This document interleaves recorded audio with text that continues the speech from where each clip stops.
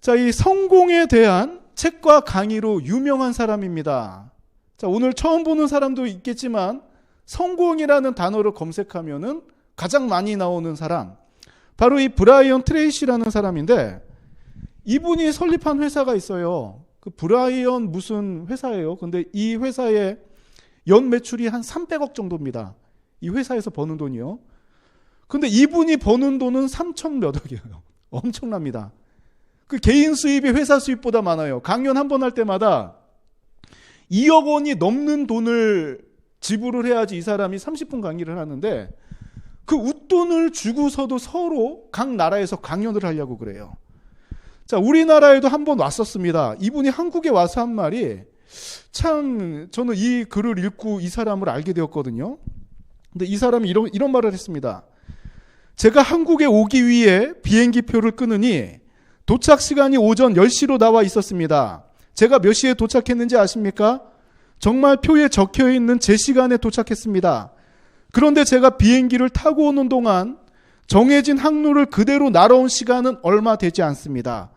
목적지로 가는 항로에 최대한 가깝게 날아가려는 움직임을 했을 뿐이죠. 목표란 그런 것입니다. 길을 잃지 않고 최대한 빨리 날아갈 수 있게 해주는 것이죠. 자, 우리가 이 비행기를 타고 갈 때 그 항로대로 딱 GPS로 찍혀있는 항로대로 가는 게 아니라 이 여러 가지 그런 기류라 그러죠. 기류의 흐름에 따라서 비행기가 왔다 갔다 합니다. 배도 마찬가지예요. 딱 정해진 항로로 일직선으로 하는 게 아니라 이렇게 갑니다. 배들도 그래요. 그 목적지를 향해서 가는 기준선을 하나 그어놓고 기준선에 맞춰가지고 그렇게 항로를 잡고 항해를 합니다. 자, 이분이 지금 딱 그 항로를 갖다가 몇 번은 갖다가 벗어났지만 그거를 맞추려고 노력할 때 제 시간에 온 것처럼 인생의 목표도 원하는 방향으로 가지 않더라도 그 목표에 맞추는 것, 이게 성공할 수 있는 길이라고 이분이 강조를 하더라고요. 저는 이분의 이 한국에 와서 첫 인사로 이 말을 한 것을 보고 이야, 되게 감동을 받았어요. 그리고 이분의 책 제목을 보니까 그냥 닥치고 하라. 누구나 공감합니다. 이렇게 하면 성공 안 할 사람이 없습니다. 공부하라. 이유 없어요. 그냥 닥치고 하면 공부하면 됩니다. 열심히 일하라. 그래, 그냥 닥치고 열심히 하면 됩니다. 자, 그래서 이분이 그냥 이렇게 강연할 때 했던 말하고 책 제목하고는 너무 느낌이 다르구나 했지만 되게 이 책 제목도 공감이 가더라고요. 자, 이 세상 사람들은 성공의 기준을 철저하게 경제력으로 봅니다. 국가건 개인이건 마찬가지죠. 우리가 성공했다는 삶을 보면은 어느 정도 경제적인 위치에 오른 사람을 말해요. 그리고 이것을 벗어난 사람들을 보면 굉장히 특이한 눈으로 봅니다. 나는 자연인이다 이런 데서 나오는 사람들 보면 우리가 그분들에게 집중할 수 있는 이유가 성공에 대한 관점이 다르기 때문이에요. 이분들은 경제력을 완전히 포기하고 산속으로 들어간 사람, TV에서 찾아다닙니다. 이런 독특한 사람들을. 또 우리가 존경하는 사람들을 보면 위인이라고 일컫는 사람 중에 물론 스티브 잡스나 빌 게이츠처럼 신기술을 갖다가 무에서 유를 창조한 것처럼 또 이 경제적으로 엄청난 부를 쌓아 올리고 또 사람들에게 편리함을 팔아서 돈을 버는 사람을 위인으로 보지만 반대로 또 이 경제력들을 내려놓는 사람을 위인으로 보는 경우도 많습니다. 또 특히 요즘에는 열사라는 단어를 잘 안 쓰죠. 그러나 정말 자기의 생명까지도 내어놓고 억울한 사람들의 그런 환경을 바꾸기 위해서 내가 가장 중요하게 여기는 생명까지도 내어놓은 사람들을 갖다가 요즘에는 그 열사 또 민주주의 투사라고 해서 더 추모를 하지 않습니까? 자, 최고의 자리에 오른다는 것.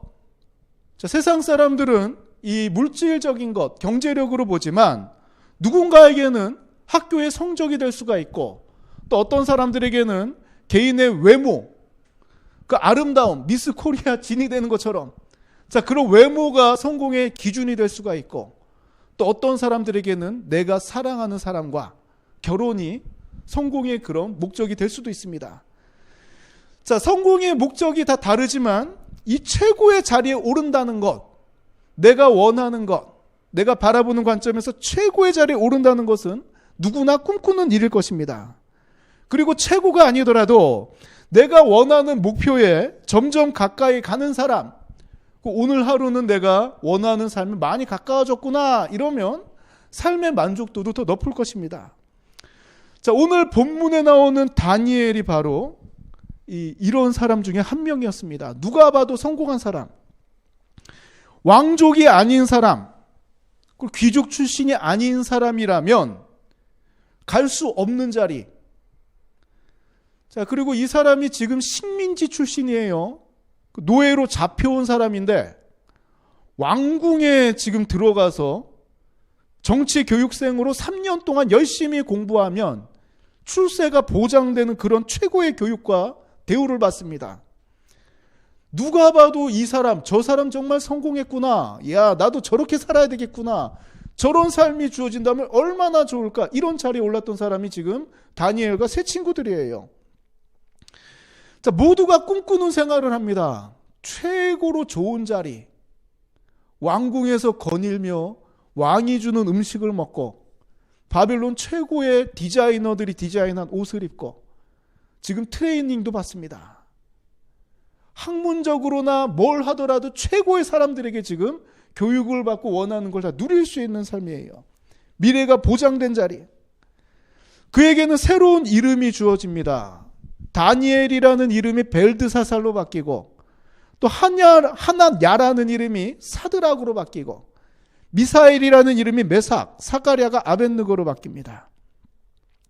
그에 대한 모든 것이 지금 세상에서는 최고라는, 최첨단이라는 바벨론식으로 다 바뀌는 거예요. 이름도 바뀌고 옷도 바뀌고 외모도 치장하는 방법도 바뀝니다. 자, 우리도 옛날 과거에는 우리 한국이 이런 옷을 입지 않았죠. 처음에 그 머리 변발할 때, 자, 막 목숨 걸고 그 유생들이 지금 뭐 하는 거냐고 막 난리가 났었어요. 상투를 자를 때. 자, 그러나 지금은 상투머리 하는 사람이 거의 없습니다. 안동에 뭐 이렇게 서당에 가면 있을지 몰라도 상투머리를 하지 않습니다. 왜냐하면 지금은 첨단 문화를 쫓아가요. 모든 문화가. 지금 뭐 글로벌화 돼가지고 세상 사람들이 보는 그 관점들이 거의 비슷합니다. 유명한 사람들이 입었던 옷이 그대로 다른 사람들이 나도 사 입게 되고, 야, 저 사람 저렇게 하면 참 멋지구나 하면 나도 그 사람을 나도 모르게 따라하게 됩니다.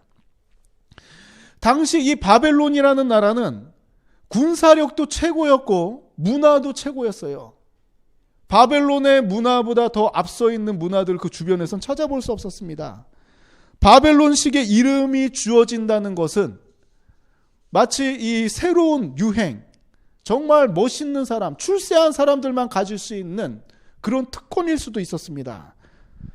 자, 그러나 하나님을 섬기는 하나님의 백성들에게는 이 바벨론식으로 바뀌는 게 좋은 일이 아니었습니다. 이 이름의 뜻만 보더라도, 자, 이 미사엘이라는 이름만 한번 볼게요. 미사엘. 자, 하나님과 같은 자가 누구인가라는 뜻이었어요. 히브리 이름에서는. 그런데 이 바벨론 사람들이 이 히브리 사람 미사엘 이름을 비슷한 메삭으로 바꿔버립니다. 그런데 이 메삭이라는 거는 아쿠라는 그 달의 신을 말하거든요.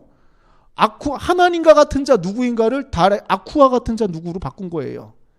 자, 이 이면에는 바벨론의 종교도 심어주려는 그런 의도가 있습니다. 완전히 바벨론 사람으로 바꿔버리려는 의도도 있어요. 자, 이 우리나라도 지금 우리도 이 그리스도인으로서 이 세상의 문화를 벗어날 수 없습니다. 우리가 뭐 돼지고기 안 먹고 뭐 이런 게 뭐, 이것도 잠깐 설명을 해야 되겠네요. 세상의 문화를 갖다가 거부하는 것, 이게 율법적인 거부가 되면 안 됩니다. 그 아디아포라라는 단어가 있어요. 아디아포라. 이게 어떤 거냐면 이 일을 하면은 내가 하나님 앞에 구원받지 못할 큰 죄도 아니고, 그렇다고 해서 이게 하나님께서 권하는 것도 아니고, 그런 애매한 것들을 아디오포라라고 그럽니다. 예를 들어서 내가 친구랑 싸웠어요. 대판 싸웠어요. 나도 치고 쟤도 치고 나도 맞고 쟤도 맞았습니다. 자, 이게 지옥에 갈 일인가? 물론 이 싸우면 안 되죠. 하나님께서 권하는 방법은 아니잖아요. 그렇죠? 그런데 우리가 서로 치고받고 쌍방과실입니다. 자, 이거는 또 권하는 건 아닌데 이게 또 큰 죄는 아니에요. 왜냐하면 사람들끼리 다르기 때문에 얼마든지 다툼은 있을 수 있습니다. 근데 그 방법이 좀 과하면 안 되겠죠. 율법에 있어서도 이런 게 있어요. 아디오포라 같은 내가 정말 이 세상의 문화에 접해서 살지만 내가 지금 경찰이라면 주일날 근무를 나가서 도둑을 잡아야 되는데 근데 예배 시간을 이걸 갖다가 드리지 못한다. 이 굉장히 큰 딜레마거든요. 이 경찰직을 내려놓아야 되느냐. 그렇죠? 경찰직을 내려놓고 예배를 드려야 되느냐. 목숨같이 지켜야 되는 게 맞지만 그래도 이 경찰이라는 자리는 내가 기도하고 준비해서 하나님께서 주신 자리 아니에요? 군인도 마찬가지 아닙니까?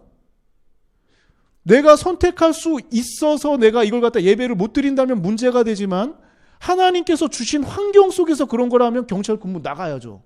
그리고 온라인으로 삼동교회 들어오면 되잖아요. 그렇죠? 자, 이런 것처럼 내가 양심에 꺼리낄 만한 일이 있을 경우가 있습니다. 우리도 이 세상 문화를 벗어날 수는 없어요. 내가 돼지고기를 먹고 사람들과 어울려야 됩니다. 복음을 전하기 위해서라면 그들에게 어느 정도 맞춰줘야 되는 것도 필요해요. 자, 그러나 이 속에서 접해 살아갈 때 우리가 마냥 허용할 수는 없습니다. 내가 접하고 있는 문화가 또 나와 이 상대와 대하는 이 관계가 하나님의 뜻과는 완전히 다를 때가 있어요. 어느 정도 허용이 되는 선이 있지만 하나님의 뜻과는 완전히 다른 내 영혼을 죽이는 상황이 될 때가 있습니다. 이럴 때면 어떻게 해야 되는가? 자, 이 하나님께서는 이럴 때 참 감사한 게 뭐냐면 그 바울의 고백대로 보면 우리가 율법을 100% 달달달달 외우진 못하지만 우리가 예수 믿고 나서 우리 마음 가운데는 성령이 거하십니다. 내가 이 벗어나고 이런 거에 대해서 막 불편함을 느끼고 그리고 내가 이 사람과 대하는 이 문화가 잘못됐다 그러면 성령께서 신앙의 양심을 통해 이거를 느끼게 한다는 거예요. 하나님께서 싫어하시는 것은 우리 심령 가운데서 느끼게 합니다. 그동안 우리가 예배드렸던 모습 가운데 말씀을 보았던 것 가운데 또 하나님 앞에 신앙 고백한 가운데 성령을 통해서 이 거리낌을 느낄 때 우리는 어떤 결단을 해야 되는가? 자, 우리가 이런 경우가 있죠. 저는 친구들이 제가 안산에서 고등학교를 나왔기 때문에 이 친구들이 다 안산에 있습니다. 그래서 일부러 만날라 그러지 않더라도 이 다니다 보면 한 번씩 만나요. 길거리에서. 이마트나 뭐 이런 데서 한 번씩 만납니다. 친구들이 딱 가다가 그래 너 이름 모르지만 너 그러다가 너 그거 걔였지 이런 분위기가 이런 환경 이런 상황이 종종 발생합니다. 자, 한번 밥 한번 먹자. 그래, 밥 한번 먹으러 갑니다. 자, 식사를 같이 해요. 딱 그 반주라 그러죠. 술을 딱 시킵니다. 너는 안 해?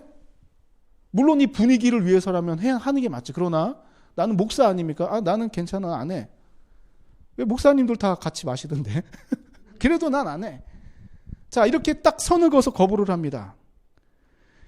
자, 저도 만약에 예수 믿기 전의 모습이라면 아무렇지도 않게 욕으로 대화했던 사람이 예수 믿고 나면 어느 순간부터 내가 익숙했던 요구라는 게 거리낌이 생겨요. 그렇죠? 예수 믿기 전에는 한 잔씩 잘했던 사람이 예수 믿고 예배드리고 신앙생활 하다 보니까 이 한 잔이 어느 순간 불편해집니다. 예배 안 드리고 놀러 가는 걸 좋아했던 사람이 어느 순간부터는 예배 안 드리면은 내가 뭐 잘못하고 있는 거 이런 마음이 들 때가 있어요. 바로 이게 성령께서 주시는 그런 마음이라는 거예요. 그래서 우리가 자녀들 신앙교육할 때도 물론 뭐 이렇게 권면은 해야죠. 예배 드려야지. 일어나서 예배 드려야지. 우리가 성경 말씀도 봐야지. 같이 기도해야지. 이런 말은 해야 됩니다. 그러나 이 자녀들에게도 하나님께서는 이 자녀들 속에서 역사하고 계세요. 이 하나님께 맡길 부분들이 있습니다. 강압적으로 초등학교 때까지 중학교 때까지 교회 보냈던 그런 자녀들이 마음의 응어리를 가지고 교회 나왔다 그러면 자기가 선택권이 있으면 그냥 안 가요. 불편하니까. 그래서 우리가 이 자녀들을 교육할 때나 세상 속에서 살아갈 때는 하나님께서 주신 양심에 따라서 모든 상황들이 성경에 기록된 것이 아니기 때문에 불편하다면 내가 그 신앙을 지키고 있을 때 주변 사람들도 자연스럽게 복음이 전해지고 주변 사람들도 같이 나와 같이 그런 성장의 단계를 거치게 된다는 것입니다. 오늘 본문에 나오는 다니엘이 자신이 속한 문화 속에서 이름도 바뀌고 옷도 바뀌었지만 신앙의 이질감을 느끼는 게 딱 하나 있었어요. 이름 바뀌는 거 괜찮다. 의복 입는 거 괜찮다. 교육까지는 괜찮다. 그러나 최고의 셰프가 지금 만들어내는 이 음식은 내가 못 먹겠다는 거예요. 입맛이 안 맞아서가 아닙니다.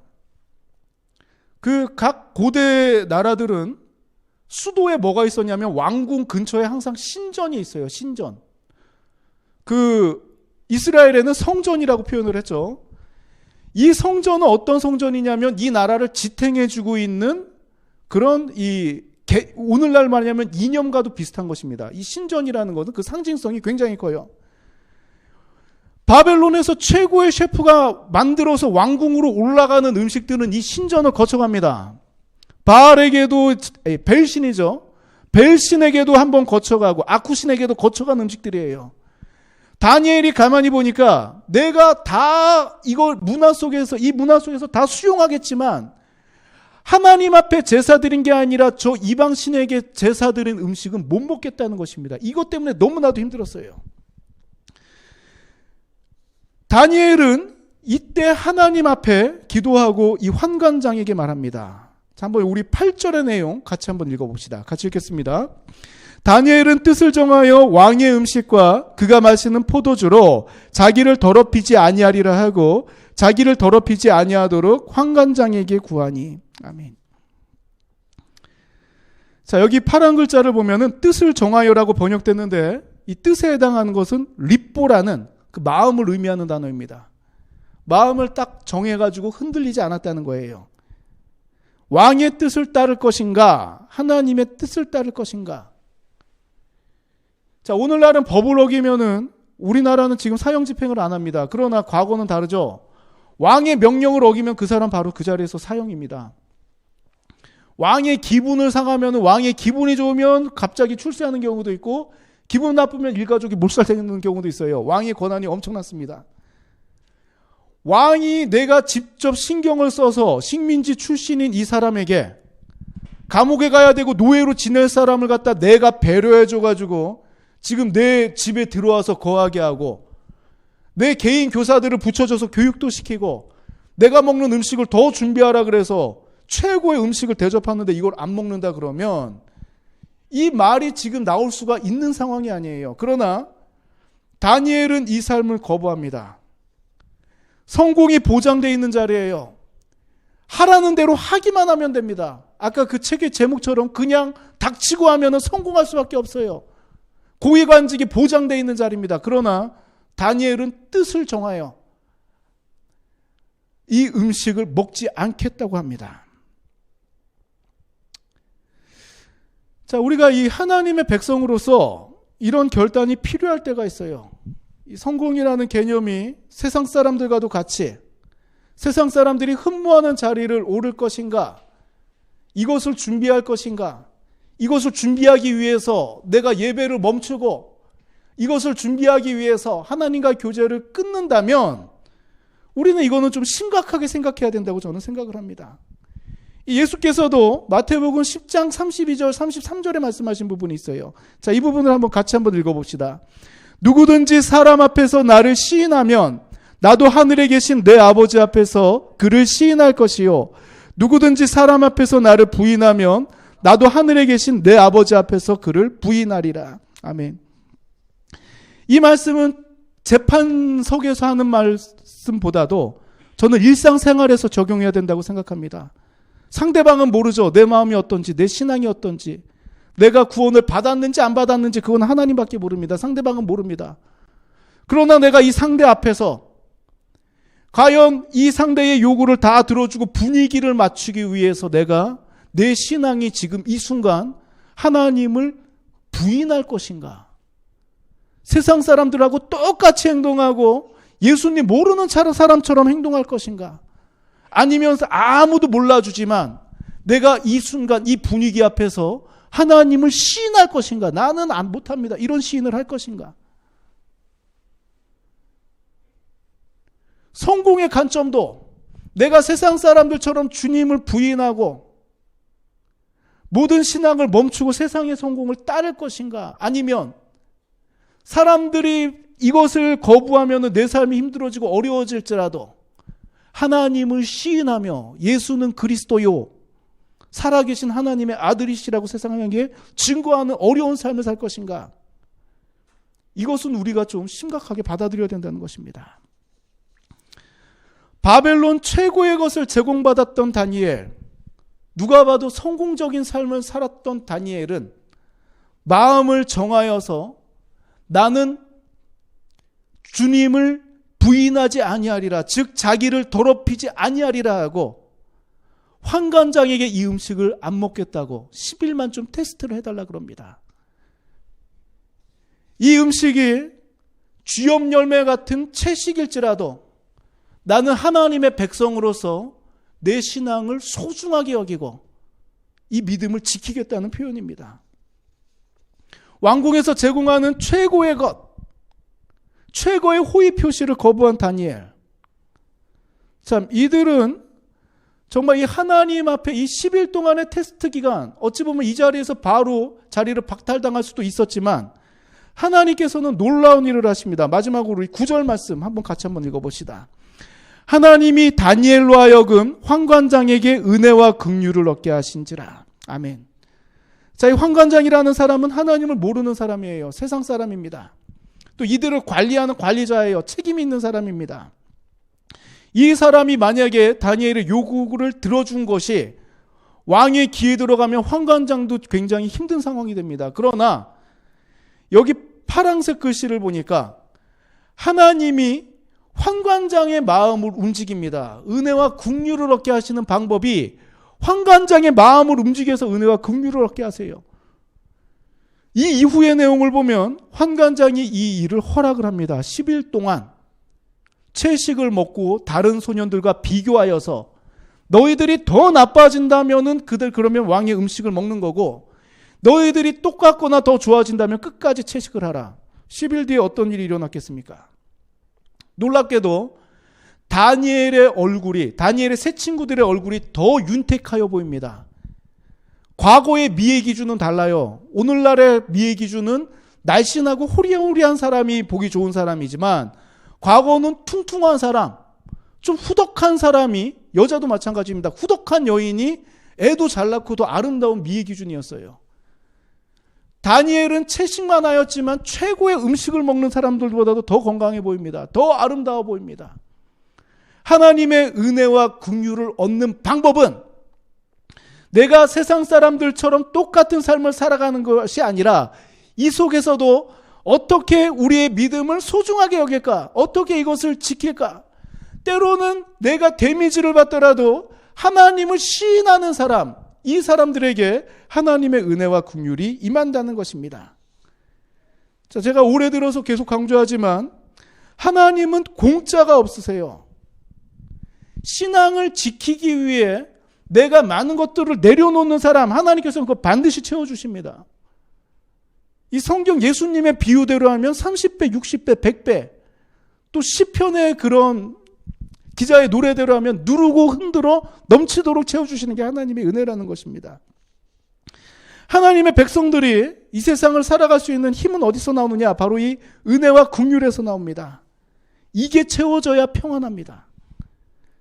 자, 그러나 이 은혜와 긍휼이 채워지는 방법은 내가 내려놓지 않으면 정말 이 내 자아가, 내 자존심이, 또 나의 성공이, 또 내가 하나님 앞에 걸러내야 할 것들을 비우지 않으면 하나님의 은혜와 긍휼은 채워지지 않습니다. 다니엘은 자신의 신앙을 소중히 여겼습니다. 하나님의 사랑을 지키기로 마음을 정하였고, 그리고 이 마음을 지키기 때문에 최고의 음식을 먹지 못했습니다. 그러나 그의 삶에는 하나님의 은혜와 긍휼이 임하여서 다른 소년들보다도 더 건강한 삶을 살았고 그 누구보다도 더 높은 자리에 설 수 있게 되었습니다. 자, 우리 삼동교회도 이 마음을 정하였으면 좋겠습니다. 이 나를 소중하게 여기고, 여러분들은 그냥 대충 그냥 그런 사람들이 아니에요. 세상 사람들과 다른 사람들입니다. 주님께서 죽기까지 사랑하셔서 소중하게 여겼던 전 인격체고, 우리도 그걸 갖다가 좀 인지해야 될 것 같아요. 나는 하나님께 사랑받은 사람으로서 내 삶은 소중하다고 여기고, 그냥 하나님 앞에서 온전하게, 또 이 세상을 향해서도 그냥 그 인생 포기한 사람들이 막 살잖아요. 그런 삶이 아니라 하나님께서 나를 소중하게 여기시듯 내 삶을 소중하게 여기고 존귀한 하나님의 자녀로 정말 아름답게 살아가는 우리 삼동교회가 되길 원합니다.